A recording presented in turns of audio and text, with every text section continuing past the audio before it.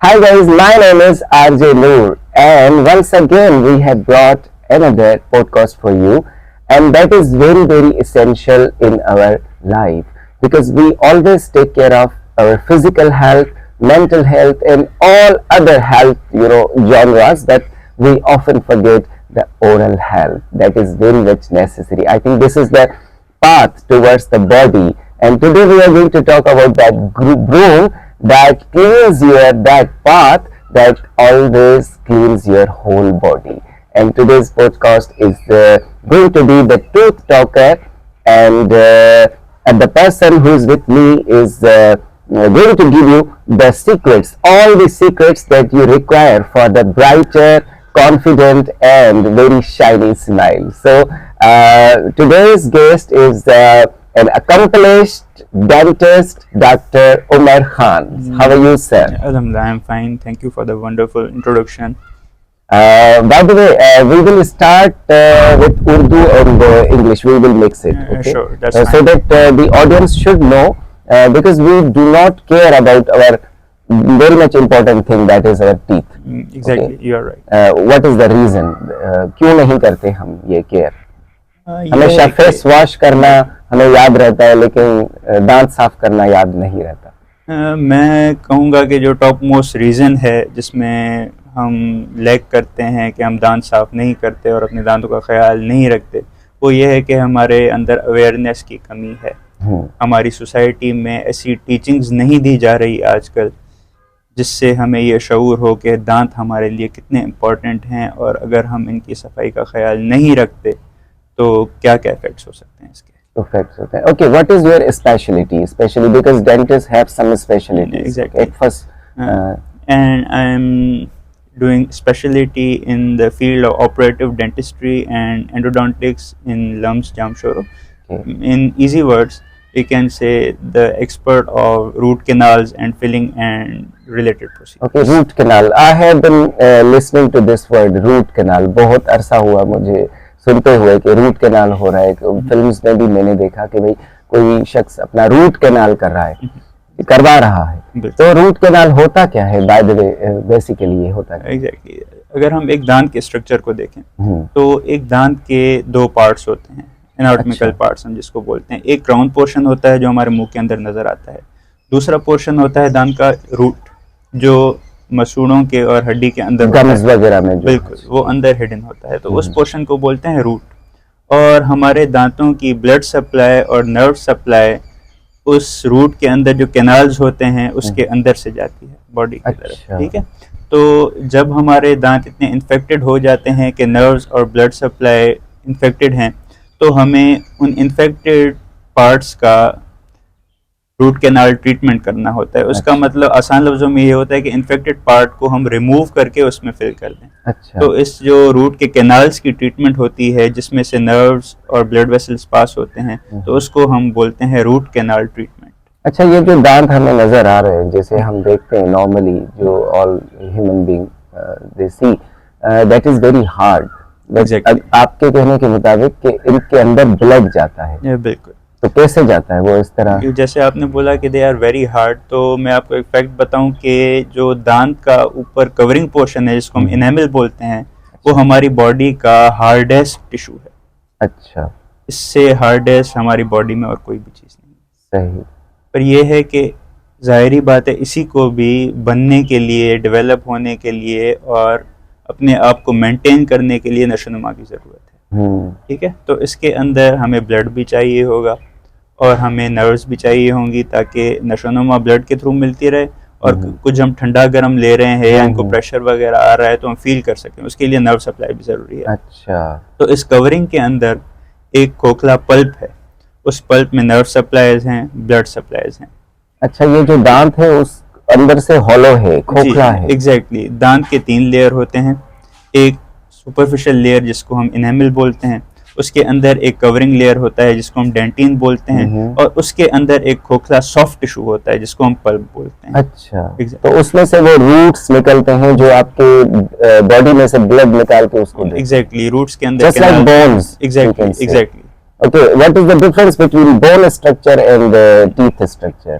There are various differences, but the main differences are the structural difference and the functional difference. They both serve different functions, and their composition, the minerals, are different. Are different. Okay, what is the required thing? Actually, दांतों के बारे में हमें इतना ज़्यादा पता नहीं होता. ज़्यादातर हम लोग जब ब्रश वगैरह करते हैं या कुछ भी करते हैं तो हमें ये भी नहीं पता होता कि what is the proper way to brush and all this that. लेकिन उसके पहले मैं आपसे ये पूछना चाहता हूँ कि अगर कोई दांतों का मतलब मसला है तो वो कैसे हमें पता चलेगा कि भाई हमारे दांत वाकई कुछ इश्यूज फेस कर रहे हैं और हमें डेंटिस्ट के पास जाना चाहिए, क्योंकि dentist are not so much often visited. Skin related भी हो जाता है, बुखार वगैरह कुछ भी, लेकिन दांत जैसे भी हो खाने लायक है तो चल जाते हैं. ठीक है, तो कैसे पता चले कि हाँ भाई आपको ट्रीटमेंट की जरूरत है कुछ ना कुछ? बिल्कुल, तो मतलब हमारा निगलेक्ट का एक ये भी रीजन है कि दांतों का जब मसला कोई होता है तो इतनी जल्दी से पता नहीं लगता. ठीक है, तो बुक्स कहते हैं और डेंटिस्ट कहते हैं कि हर साल हमें तकरीबन 2 दफ़ा डेंटिस्ट के पास चेकअप करवाना चाहिए, ताकि हम जो आपका इन्फेक्शन है या कोई भी मसला है इनिशियल स्टेजेस में हम उसको कैच कर सकें. क्योंकि हमें दांतों का मसला पता तब पड़ता है जब हमें दांतों का दर्द शुरू होता है या ब्लीडिंग आती है या बदबू आती है या दर्द होता है या दांत हिल जाते हैं, हम फिर ही डेंटिस्ट की तरफ जाते हैं. अच्छा, तो तब बहुत देर हो चुकी होती है. तो फिर हमें रूट कैनाल करवाने पड़ेंगे, दांत निकलवाने पड़ेंगे, दूसरे दांत लगवाने पड़ेंगे. सही.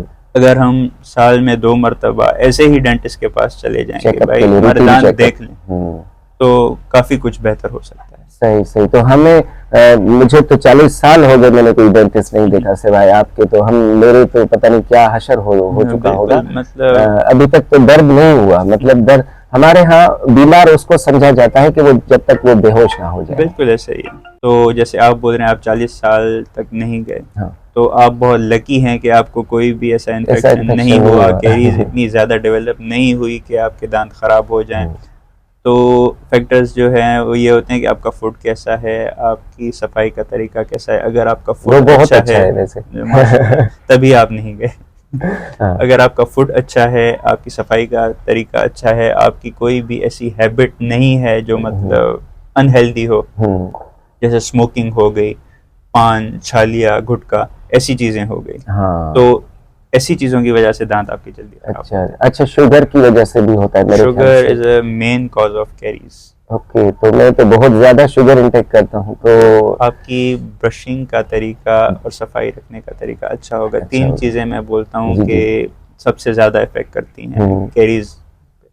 एक आपका टाइम ड्यूरेशन है कि आपकी शुगर जो है दांतों पे कितने अरसे तक उधर रुकी हुई है. अच्छा. और कितनी शुगर ले रहे हैं, सफाई कर रहे हैं या नहीं कर रहे. अगर फॉर सपोज आप शुगर ले रहे हैं और आप उसको साफ कर रहे हैं, 10-15 मिनट के बाद आपने ब्रश कर लिया, आपने उसी वक्त चाय पी के, मीठी चाय पी के कुल्ली कर ली. मैं वही करता हूं. Exactly. तो मतलब उसको शुगर को टाइम ही नहीं मिलेगा ना कि दांत पे.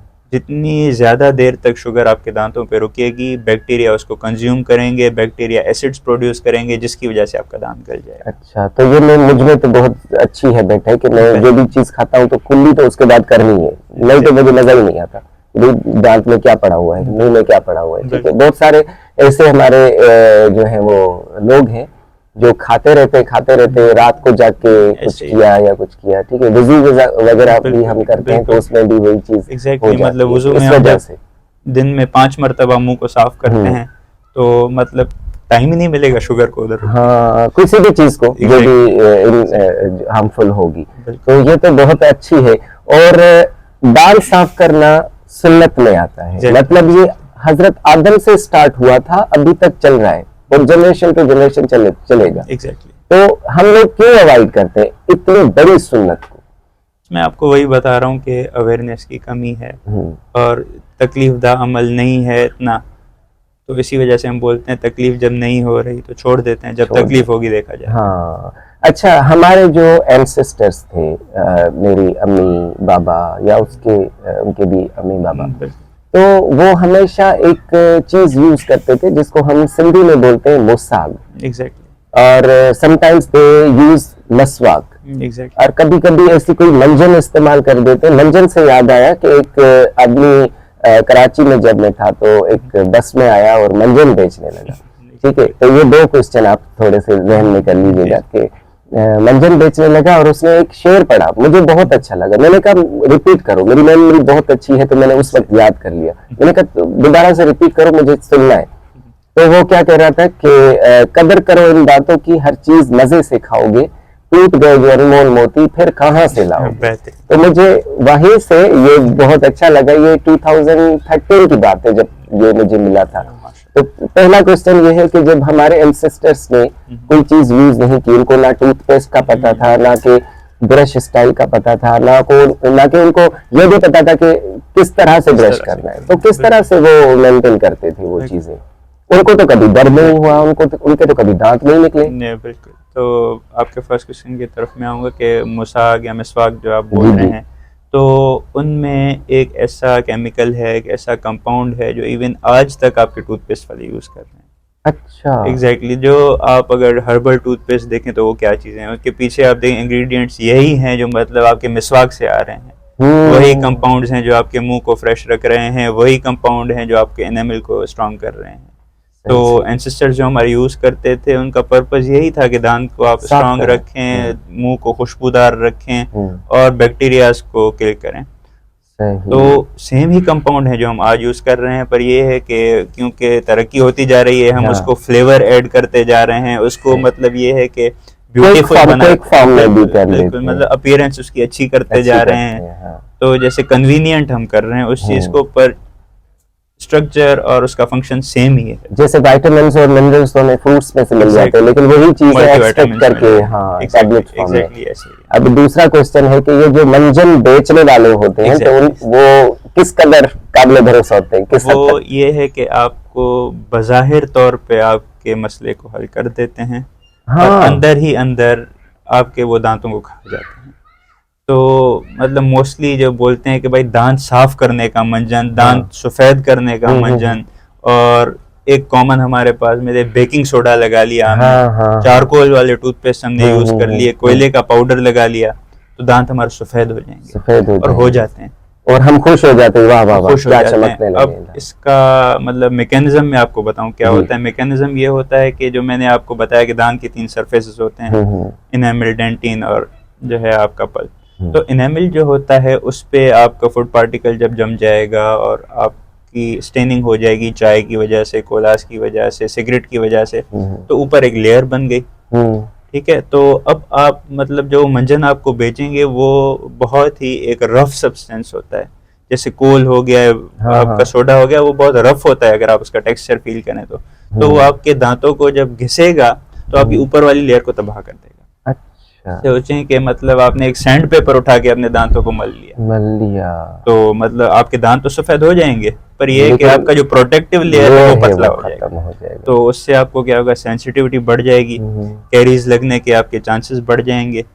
तो आप थोड़ा भी ठंडा गर्म खाएंगे तो आपको शदीद दर्द होगा और आपको महसूस होगी। जैसे आजकल होता है ना, स्किन के लिए भी जो सस्ती क्रीमें हैं वो भी आपके आउटर लेयर को खत्म कर देते हैं। उस दिन मैं मार्ट पे गया था, लिखा हुआ था इमरजेंसी वाइटनिंग सीरम, लगाएं 2-3 घंटे में आप सफेद, और फिर आप इमरजेंसी वार्ड में ही दाखिल हो जाएंगे। बिल्कुल ऐसे ही। फिर उसके आपके इन्फेक्शन हो रहे हैं और जो उसके साइड इफेक्ट्स बहुत ज्यादा हैं। और ये हुआ था, एक हमारे दोस्त ने वो खरीदा था, 20 रुपए का कोई मंजन था, उसने लगाया, मैंने कहा वाह वाह क्या चमक रहे हैं तुम्हारे दांत तो। ठीक है, तो उसके बाद फिर उसको प्रॉब्लम शुरू हो गई कि ये हो गया।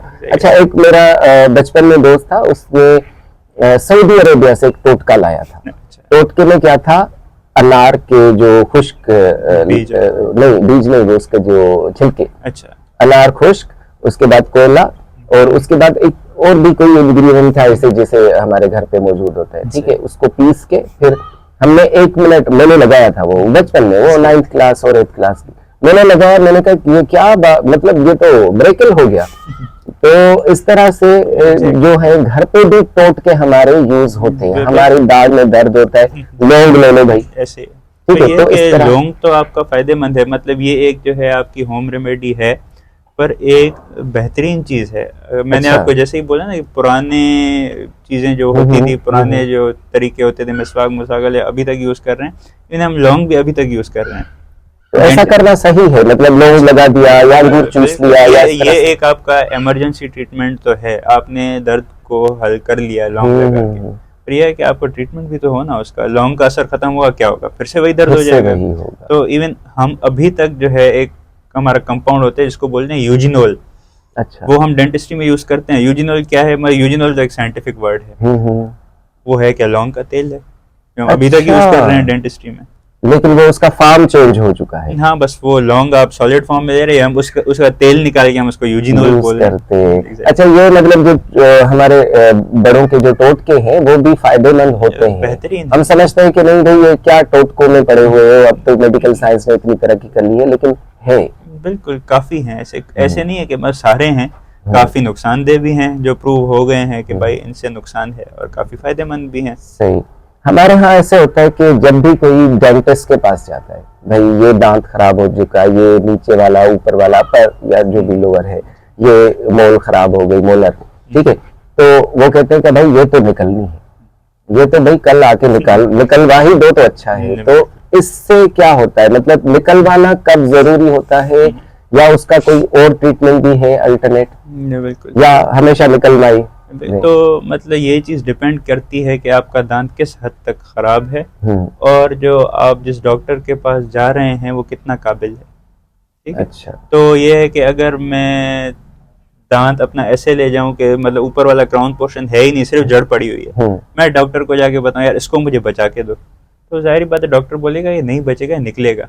अगर आपकी दांतों की सफाई ना हुई है, काफी अरसे से पत्थर जम गया है, आपके दांत हिल रहे हैं, आगे पीछे हो रहे हैं, तो आप बोलें डॉक्टर को भाई ये निकलवा दो, इसमें तकलीफ है, तो वो निकाल देगा, जाहिर बात है कि वो बच नहीं सकता दांत आपका। अच्छा, वहां पर हमें ये नहीं पूछना चाहिए कि क्यों, किस लिए? पता करना चाहिए, क्योंकि देखें कि आप जब अपने आप पे एक ट्रीटमेंट करवा रहे हैं, आपको हम्म। पता तो हो कि क्या करवा रहे हैं और क्यों करवा रहे हैं। लेकिन हमारे वहाँ जो है ना विलेजेस ज्यादा है, उनको क्या पता कि दांत निकलवाना जरूरी है या इसकी ट्रीटमेंट हो सकती है। विलेजेस में आपका ये दूसरा फैक्टर आ गया कि मैंने आपको कहा डॉक्टर कितना काबिल है।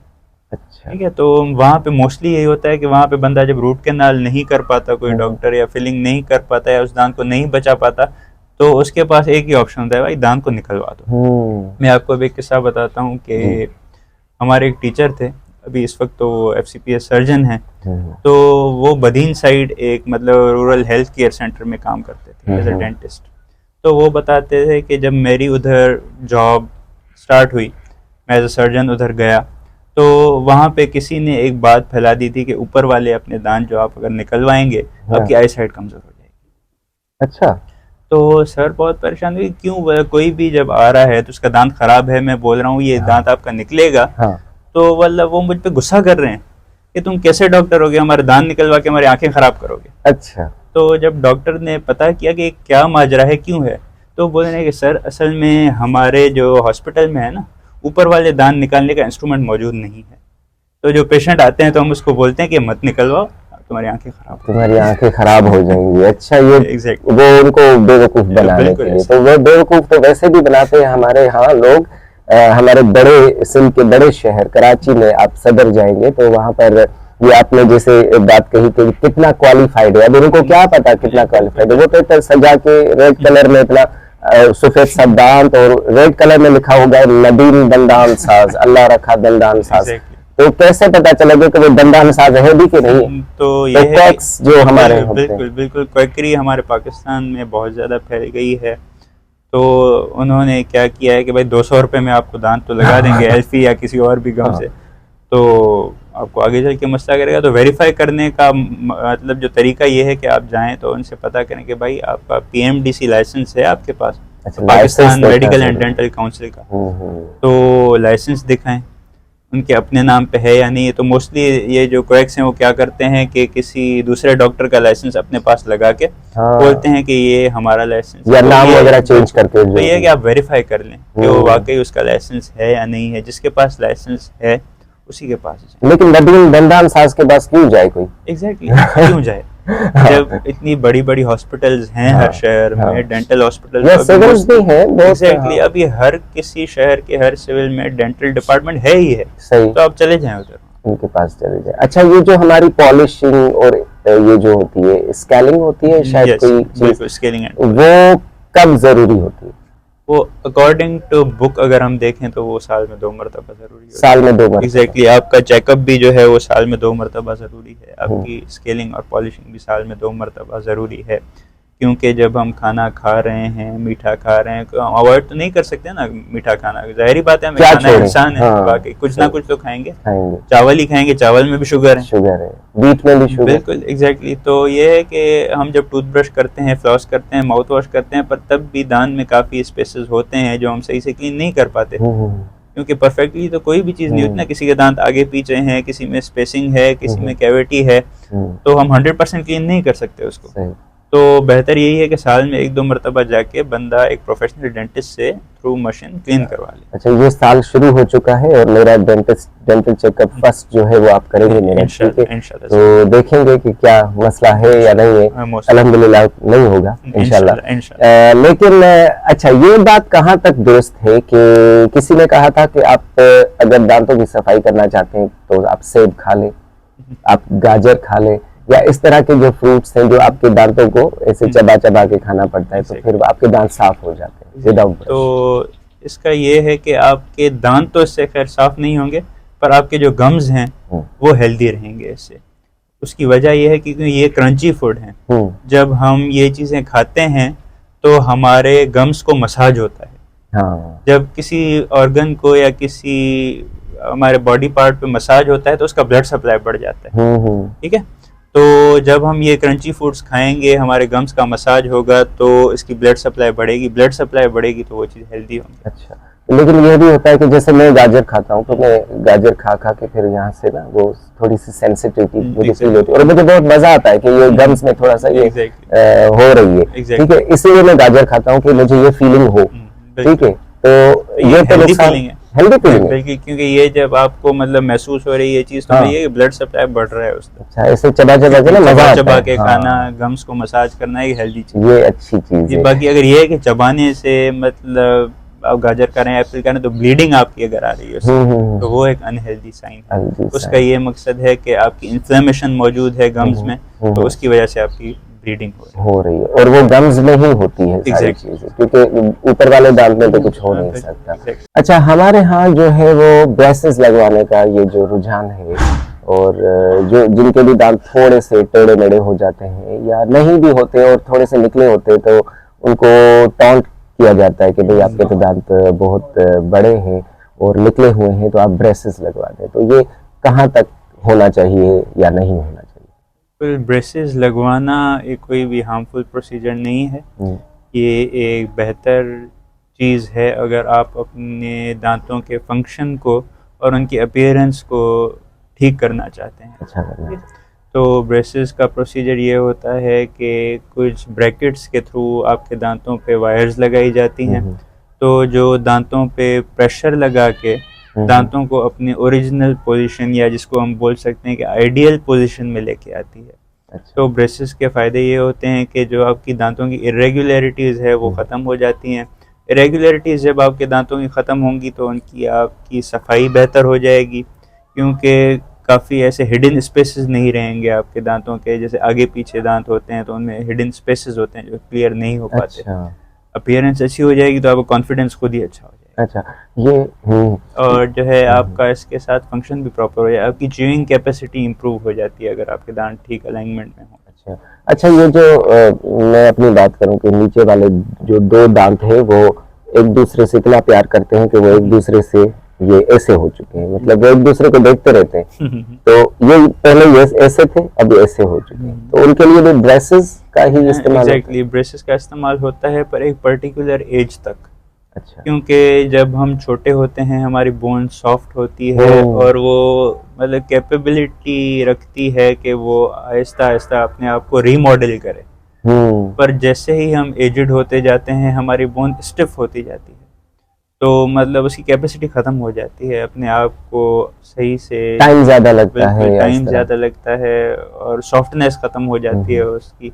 तो मतलब बेहतर यही है कि अगर बंदे को ऑर्थोडोंटिक ट्रीटमेंट करवानी है तो 30s और 40s तक मैक्सिमम करवा लें, उसके बाद ना सोचें तो बेहतर। अच्छा, हमारी एक टीचर हुआ करती थी और हम जब भी बच्चों को पढ़ाते थे कि भाई येलो कलर कौन सा होता है, तो उस टीचर को हम क्लास में लाते थे, उनको कहते थे कि भाई स्माइल करें। तो बच्चे समझ जाते थे कि ये येलो कलर इनके टीथ जैसा होता है। तो बेसिकली टीथ का कलर कैसा होना चाहिए?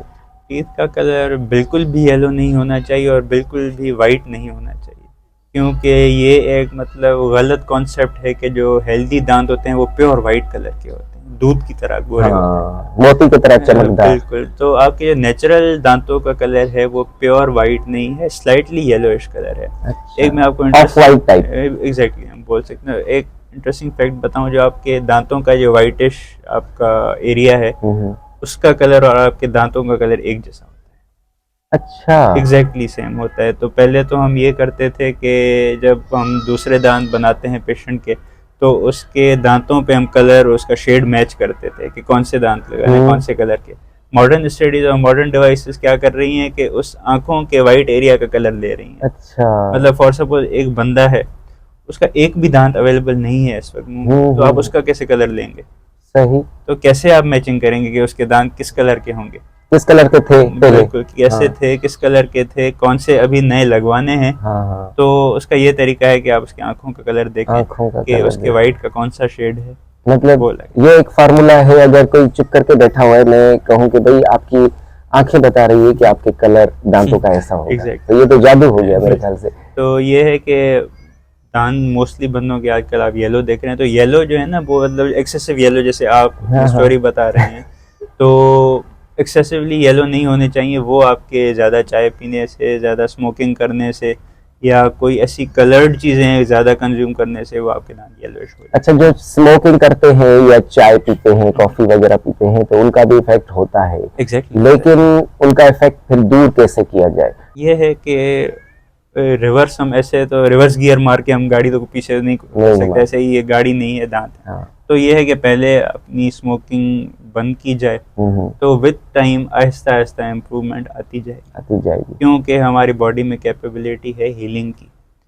हमारे मसूड़े, हमारी दूसरी बॉडी के स्ट्रक्चर आहिस्ता आहिस्ता हील हो जाएंगे जब हम स्मोकिंग छोड़ेंगे। तो उसके बाद रही बात दांतों की, तो उसकी स्टेनिंग है वो सफाई से ठीक हो जाती है। उसकी वजह से जो आपके और मसले हैं वो डेंटल ट्रीटमेंट से ठीक हो जाएंगे। काले भी हो जाते हैं पीछे से, इस तरह से काले हो जाते हैं, क्योंकि हमारे जो सिगरेट्स हैं तो उसमें ऐसी काफ़ी चीज़ें मौजूद हैं। ये टार हो गया, तो एक कंपाउंड है टार जो मौजूद होता है सिगरेट्स में, तो वो आपके दांतों को ब्लैकिश करा। और ये एक चीज़ होती है, अगर किसी ने स्मोकिंग छोड़ भी दी किसी वजह से, लेकिन ये छोटी सी चीज जो है ना, वैसे जैसे हम कहते हैं ना, कभी देखा है पहली बार पठान के मुंह में नस्वार, तो ये ऐसे लगा देते हैं, तो इसका क्या इफेक्ट होता है? इसका इफेक्ट ये होता है कि मत देखें, ये एक है हार्मफुल चीज़ है, ठीक है। मतलब हम आप बोल नहीं सकते कि भाई स्मोकिंग का हेल्दी अल्टरनेटिव है ये। हेल्दी अल्टरनेटिव में तो दिखाते हैं स्मोकिंग छोड़ दे, आप निकोटिन पाउच ले ले, ये एडवर्टाइजमेंट करनी है। ये है कि ये आपका, मैं जैसे बता रहा हूँ ना, कि एक ज्यादा मतलब आपका एस्थेटिक तरीके से आपका हो गया, वैसे उसका धुआं होता है, उसकी गंदगी होती है, इसमें गंदगी नहीं होगी, साफ सुथरे तरीके से इसको फ्लेवर्ड बना दिया। फ्लेवर्ड ये पाउच अपने आपने मुंह में रख दिया, पर फिर भी ये आपकी दांतों की, आपके मसूड़ों की ब्लड सप्लाई को इफेक्ट करेगा, प्रॉपर हीलिंग को इफेक्ट करेगा, आगे चल के आपको मतलब आपके मुंह में स्मेल करवाएगा। तो ये इसके लॉन्ग टर्म काफी नुकसान है। और स्मेल का हमारे पास अल्टरनेट क्या दिया जाता है? मैं आपको बताऊं कि भाई छालियां खा लो, ऐसे नहीं कि भाई आप उस स्मेल के हिसाब से जो चीज है वो खत्म करो ना। छालियां तो वक्त ही है, चले छालियां आपने 2-3 खा ली, उसके बाद हम ये करते हैं ना कि जो है हम जो बज़ाहिर चीज होती है हम बोलते हैं कि वो फिलहाल के तौर पे ठीक हो जाए, हम जड़ तक नहीं पहुंचते। सही, कि उसका रीजन क्या है, क्यों हो रही है। और हमारे यहाँ टूथपेस्ट और ब्रश जो इस्तेमाल होते हैं, मैं अभी आपको बहुत सारी वैरायटीज आपको दिखाता हूँ। आपको ये है भाई हमारी 300 रुपये वाला, और ये हमारे 350, ये लगभग 150 रुपये, और ये थोड़ा सा एक्सपेंसिव है, और ये मेरे ख्याल से 60-70 रुपये का, ठीक है। तो ये हमारे पास वैरायटीज है मौजूद, ठीक है। और उसके बाद ये चीज जो है वो आप लेके आए हैं अपनी क्लिनिक से, तो इनके बारे में बताएं कि क्या किस तरह से हम चूज कर सकते हैं, ब्रश कैसे चूज करें, आया एक्सपेंसिव हो, आया क्वालिटी वाइज हो, या कोई स्ट्रक्चर है जिस तरह से हम ब्रश को सिलेक्ट करें? तो अगर आप ब्रशेस को देखें तो मोस्टली हमारी मार्केट में जो ब्रशेस की कैटेगरीज आती हैं वो ये होती हैं सॉफ्ट, मीडियम और हार्ड। अब जैसे आप किसी भी ब्रश पे देखें तो ये नीचे से लिखा हुआ है सॉफ्ट, अच्छा, तो ये सॉफ्ट टूथ ब्रश है। अच्छा, अगर आप इधर देखें तो ये क्या लिखा हुआ है, ये लिखा हुआ है हार्ड। हाँ, इसके मतलब जो ब्रिसल्स हैं, जो दांत साफ करने वाला पार्ट होता है, ये Hard है। उसकी स्टिफनेस बता रहा है कि कोई सॉफ्ट है कोई हार्ड है। अच्छा, तो अगर मतलब एज ए डेंटिस्ट में बात करूं तो जो इंसानी दांतों के लिए बना हुआ है टूथब्रश वो है सॉफ्ट। अच्छा, हमें सॉफ्ट ब्रश यूज तो ये करना किस तरह, ये भैंस के लिए बना हुआ है हार्ड? मैं पेशेंट्स को ये बोलता हूँ कि भाई ये जो है ना इंसानों के लिए नहीं फिर है। किस आप लिए जो है है? कुर्बानी के टाइम बकरों के दांत साफ करें और बत्ती से साफ करें। हाँ, बकरों या कुछ भी, या ये कि कोई टैक्स वगैरह हो तो ये मार्केटिंग स्ट्रेटजी तो है कि भाई हार्ड टूथब्रश यूज करें, एक्स्ट्रा हार्ड टूथब्रश यूज करें तो आपके स्मोकिंग स्टेन्स हट जाएंगे। अच्छा, तो मतलब ऐसा नहीं होता। मार्केटिंग तो इसकी ऐसे होती है। तो वही बात हो गई ना कि आपने भाई जो है कोई पाउडर लगा, कोई मंजन लगा के आपने दांतों का लेयर हटा हाँ। दिया, तो इससे भी ये होगा कि हार्ड टूथब्रश करने आपके एनामल का लेयर हट जाएगा। अच्छा, तो जो प्रोटेक्टिंग लेयर है। बेहतर यही है कि आप सॉफ्ट टूथब्रश यूज आप करें, soft वो use बेहतर करें। है। और दूसरी चीज मैं आपको हाँ, बता दूं, जैसे जी। आपने ये ब्रशेस रखे, हाँ, ये आप एक ब्रश देखें, जी, ये ब्रश जो है कंप्लीटली तौर पे कवर्ड है। इसके कवर में कोई भी वेंटिलेशन स्पेस वगैरह नहीं दी गई, मतलब 100% कवर है। और अगर आप ये देखें, ये वाले जैसे ब्रश हैं, इनके जो कैप्स हैं होल्स हैं। हाँ, तो होल्स का मकसद क्या है कि जैसे आप फॉर सपोज ब्रश कर रहे हैं, ब्रश को धो के आपने रख दिया, पहले पहले तो आपको ये करना चाहिए कि ब्रश को कैप में बंद नहीं करना चाहिए। कैप में बंद नहीं करना चाहिए। आप किसी एक सिक्योर स्पेस पे रख दें जहाँ पे उसको गंदगी वगैरह ना लगे, फिर ये खुला रखें। उसकी वजह क्या होती है, जब उसमें पानी के पार्टिकल्स लगते हैं तो नमी होती है, जाहिर बात है, तो हमें उसको टाइम देना चाहिए ना कि नमी उसकी सूखे, ड्राई होने के लिए। बिल्कुल। तो अगर आप ऐसा कोई ब्रश लेके इसको डब्बे में कफन में बंद करके रखेंगे तो कैसे सूखेगा? इसके अंदर बैक्टीरिया जमा होते जाएंगे उसके मॉइस्चर की वजह से। तो ये एक आपका हेल्दी चॉइस नहीं। हम तो बोलेंगे भाई ये क्लियर है, मतलब बंद पड़ा हुआ है, कोई भी कंटामिनेशन इसमें नहीं होगी, पर इसमें ज्यादा कंटामिनेशन होगी। हाँ, बंद होगा। और ये मेरी हैबिट है कि मैं कहता हूँ मेरा ब्रश जो है ना बंद हो, ऐसे मुझे नहीं अच्छा लगता। लेकिन आज से मैं वो कैप हटा दूं। बिल्कुल एयरी स्पेस में रखें, पर ऐसे नहीं कि आप जो टॉयलेट में वो ब्रश पड़ा हुआ। हमारी यही आदत होती है, टॉयलेट में हमारा ब्रश पड़ा होता है, वॉशरूम में तो पड़ा होता है ना, कहाँ रखें? वॉशरूम में गए पर अपनी टॉयलेट सीट से या टॉयलेट सीट से तो थोड़ा सा दूर जहाँ से मतलब ये है कि आपके वाटर वेपर्स आ रहे हो टॉयलेट के, तो उससे 10-15 फुट फासले पे रखें। चलो, अभी मैं टेबल पे रखूंगा अपने ब्रश, ये भी हो गया। और ये जो हमारा ब्रश पकड़ने का तरीका है, मेरे ख्याल से अभी हम जो है ना एक खोलते हैं, ठीक है? तो आप मुझे ये बताएं, क्योंकि ये वाला खोले, मेरे ख्याल से ग्रीन वाला मुझे बहुत अच्छा लग रहा है, ठीक है? और ये कैसे खुलता है वैसे, ठीक है? तो ये आप मुझे बताएं कि किस तरह से ब्रश को करना चाहिए और किस तरह से लोग जो है वो ब्रश को इस्तेमाल करें, क्योंकि हमारे यहाँ रगड़ने की बहुत आदत होती है। और ये भी आपने सुना होगा कि रगड़ रगड़ के साफ करो, मेरे हाथों को माफ करो। तो ये टीथ जो है हमारे कहते हैं भाई हमें माफ करो। तो कहाँ से पकड़ना चाहिए, किस तरह से करना चाहिए, टूथपेस्ट का क्वांटिटी कितना होना चाहिए? तो पहले आते हैं बेसिक पे, टूथपेस्ट की क्वांटिटी पे। हाँ, टूथपेस्ट की क्वांटिटी अगर आप बच्चे को दे रहे हैं तो पी साइज, जैसे मटर का दाना होता है, हाँ, तो वो आपका आइडियल है, ठीक है? और अगर आप कोई मतलब हमारी एज का कोई बंदा है तो पी साइज से थोड़ा बहुत ज्यादा, ऐसे नहीं कि एडवर्टाइज में दिखाते हैं कि सारे हेड पे आपकी टूथब्रश लगी हुई है। तो ये तो मतलब मेरी एज का क्या होगा फिर? थोड़ा सा बड़ा, नॉर्मली पी साइज या पी साइज से थोड़ा ज्यादा आप यूज कर सकते हैं। ऐसे नहीं कि ब्रश के सारे आपको हेड को भरना है, ये मार्केटिंग स्ट्रेटजी है। मार्केटिंग है, सही। तो अब ब्रश करने का तरीका, हाँ, ब्रश को तो आप नॉर्मली जैसे पकड़ते हैं पकड़ें, ठीक है? अच्छा। पर हमारे पास किसी ने बताया कि 90 की एंगल से पकड़े हैं। ये है कि ये पकड़ने का सिर्फ तरीका है, करने का तरीका मैं अभी आपको बताता हूँ, ठीक है? पकड़ने कहीं से भी पकड़ सकते हैं, कहीं से भी पकड़ सकते हैं, ठीक है? बाकी ये है कि हमारे पास जो मतलब तरीका होता है ना यूज करने का, हमारे भाई ये ऐसे ऐसे करना है दांतों को, ये मैं दांत पड़े ना हम ऐसे ऐसे करेंगे, यूं घुमाएंगे दांतों को तो साफ होंगे, पर ये गलत तरीका है। अच्छा, फिर क्या? तो दांतों का जो असली तरीका है और जो अच्छा तरीका है, दांतों के जो ब्रश को है वो सीधा नहीं पकड़ना, 45 डिग्री के एंगल पे पकड़ना है। और सपोज आप ये ऊपर वाले नीचे वाले दांत आप साफ कर रहे हैं, ठीक है? तो आपने 45 डिग्री पे रखा ताकि इसकी डायरेक्शन जो है गम्स की तरफ हो, ठीक है, ये नीचे गम्स है, अच्छा। गम्स की तरफ डायरेक्शन दो और इसको गोल गोल करना है, ठीक है, आगे पे गोल गोल और नीचे ऊपर, ऊपर नीचे और ऊपर गोल गोल। नीचे और गोल गोल, ऐसे ओके। सारे सरफेसेस पे करना है, ऊपर से करना है और अंदर से भी करना है। हमारे पास ये होता है कि हम आगे से करके छोड़ देते हैं, हम अंदर से भी नहीं करते और दांतों के ऊपर से जिस सरफेस से हम खाते हैं उधर भी नहीं करते, ठीक है। तो इसी वजह से मोस्टली जो हमारी गंदगी जमा होती है वो दांतों के इधर पीछे से होती है और इधर से होती है, ठीक है। गम्स तो में, हमें गोल गलत गोल है। करके और नीचे ऊपर करके करना है और ऐसे सीधा नहीं घिसाना दांतों को। उससे क्या होता है?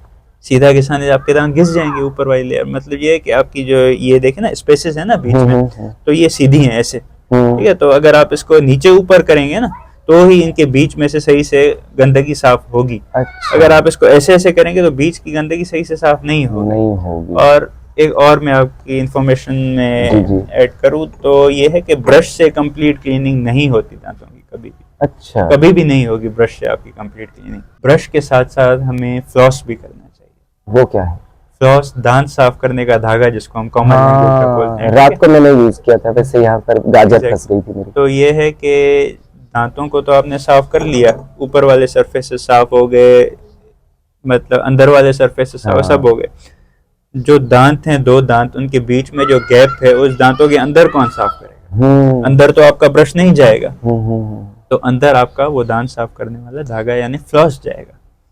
तो आपको ब्रश के साथ साथ फ्लॉस भी करना है। लेकिन आम भी धागा यूज कर सकते हैं ना जैसे? नहीं, क्योंकि वो आपका स्टरलाइज नहीं होगा, उस आम धागे के अंदर बैक्टीरियाज होंगे। सही बात। ये जो आपका धागा है उसमें बाकायदा फ्लोराइड मतलब इन्फ्यूज होता है, केमिकल्स जो आपके दांतों को हेल्दी बनाते हैं और वो साफ सुथरे एक पैकेट में, स्टरलाइज पैकेट में आते हैं, तो वो आपके दांतों के लिए हेल्दी है। बाकी अगर आप नॉर्मल धागा उठा के अपने गम्स को लगाएंगे वो तो इन्फेक्ट कर देगा आपके गम्स। सही। तो इंस्टेंटली क्या कर सकते हैं जब धागा मौजूद ही नहीं है, वो फ्लॉस वगैरह? तो बेहतर ये है कि आप नॉर्मल धागे को ना ही चूज करें, रहने दें तो बेहतर। अच्छा। पर यूज करें तो फ्लॉस करें। लेकिन थोड़ी सी वो उलझन होती है ना, कहीं फंसी हुई चीज या कुछ ऐसे।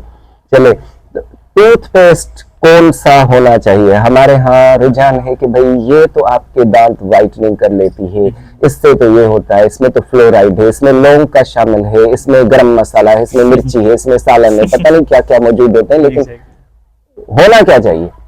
टूथपेस्ट में आपका फ्लोराइड होना चाहिए और कुछ होना हो। अच्छा, फ्लोराइड होना चाहिए। फ्लोराइड आपका होना चाहिए, ठीक है। मतलब हमारे पास तो काफ़ी टूथपेस्ट है, जेल टूथपेस्ट आ गए हैं, मतलब इतनी ये वाली खुशबू है, इसका ये वाला फ्लेवर है। कोई भी आप क्रीम बेस्ड मतलब जो वाइट टूथपेस्ट आते हैं वो यूज़ करें जिसमें फ्लोराइड हो, बस दैट्स इट। अच्छा, कलर्ड की तरफ ना जाए। मतलब ये जो आपके कलर्ड जेल टाइप होते हैं ना, वो समझे कि आपका टूथब्रश नहीं है, आप जेल फॉर्म में माउथ वॉश यूज कर रहे हैं। अच्छा, ब्रश की बात हो रही है तो ब्रश में अभी आपने बताया कि टूथपेस्ट किस तरह से होना चाहिए, वो क्रीम बेस्ड होनी चाहिए या इस तरह फ्लेवर्ड वगैरह ज्यादातर इस्तेमाल करना अवॉइड करें।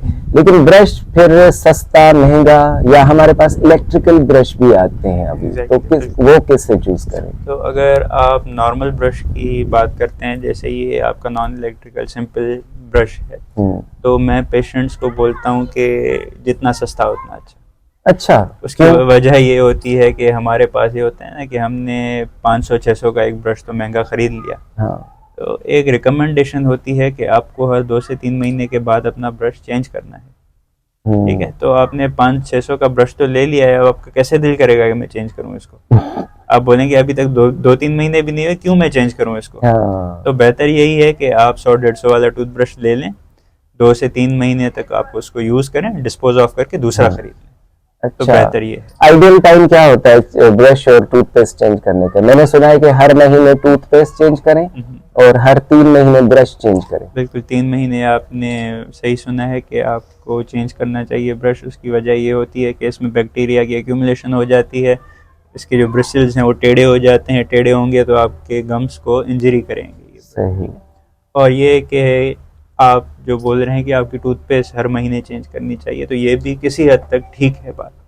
उसकी वजह ये है कि देखें बैक्टीरियाज है ना, तो अलग अलग कंपाउंड्स के हमारे पास टूथपेस्ट आते हैं। एक टूथपेस्ट में अगर एक केमिकल है बैक्टीरियाज को किल करने का, तो दूसरे टूथपेस्ट में दूसरा केमिकल होगा बैक्टीरिया को किल करने के लिए, ठीक है।